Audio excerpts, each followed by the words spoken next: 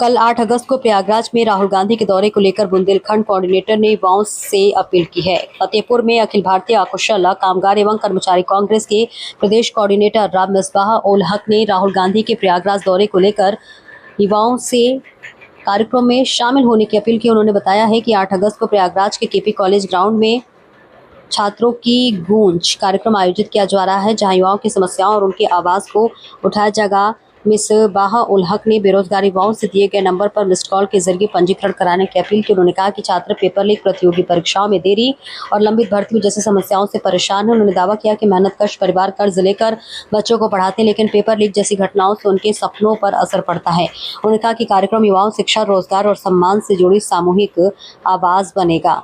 छोटकू ठाकुर की देखिए खास रिपोर्ट। मैं मिसबाह उल हक, प्रदेश कोऑर्डिनेटर, अखिल भारतीय अकुशल कामगार एवं कर्मचारी कांग्रेस,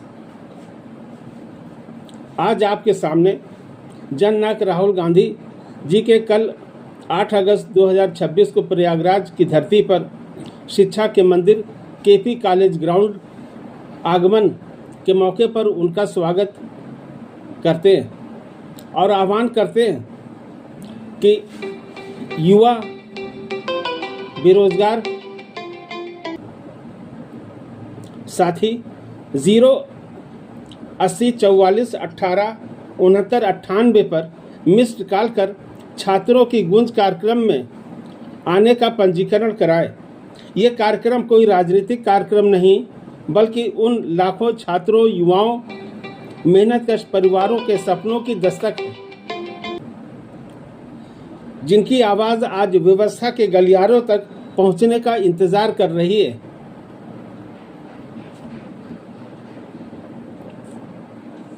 देश के छात्र पेपर लीक, प्रतियोगी परीक्षाओं की लीक, वर्षों से लंबित भर्तियां और शिक्षक भर्ती में हो रही देरी से परेशान हैं। ये मालूम होगा कि यह वो वर्ग है जिनके अभिभावक लगभग 80 से 90% श्रमिक असंगठित परिवारों से हैं। ग्रामीण क्षेत्र में लगभग 26% और शहरी क्षेत्र में लगभग 15% कैजुअल दिहाड़ी के लोग जो श्रम पर निर्भर हैं, जिनके पास कोई काम की कोई गारंटी नहीं है। अनियमित आय, श्रम, मौसम और मांग पर निर्भर उनका रोजगार, उनके परिवार के ये बच्चे जो सामाजिक सुरक्षा, पेंशन, बीमा, सवेतन अवकाश का अभाव, इस श्रम पोर्टल पर पंजीकरण होने के बावजूद असहाय, महंगाई बढ़ने से क्रय शक्ति का दबाव, बच्चों की शिक्षा और स्वास्थ्य से पारिवारिक और सामाजिक विकास प्रभावित है। इस व्यथा में प्रदेश हो या देश सामाजिक न्याय की बाट जोड़ रहा है।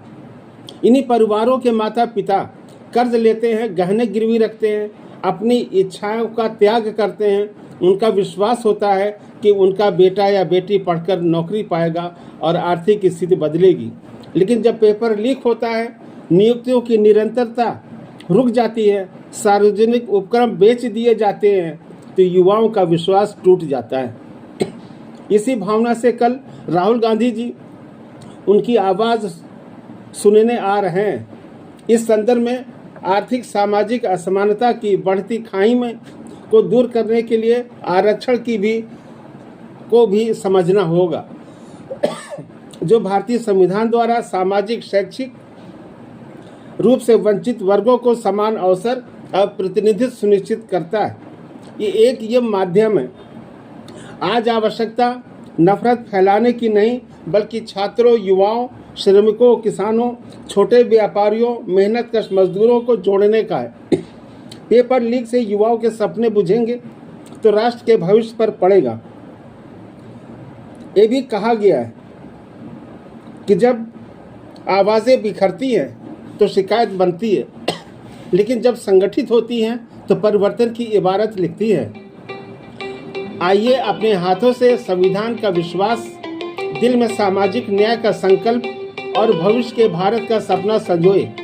युवाओं के सैलाब का स्वागत करते हैं। कल की भीड़ नहीं कहलाएगी। कल की भीड़ नहीं कहलाएगी, बल्कि शिक्षा, रोजगार, समान अवसर, युवाओं का सम्मान और मेहनत कर कामगारों की उम्मीदों की राह में सामूहिक आवाज़ होएगी। इन्हीं शब्दों के साथ जय संविधान, जय भारत, जय कांग्रेस, जय अकुशल कामगार कर्मचारी कांग्रेस जिंदाबाद।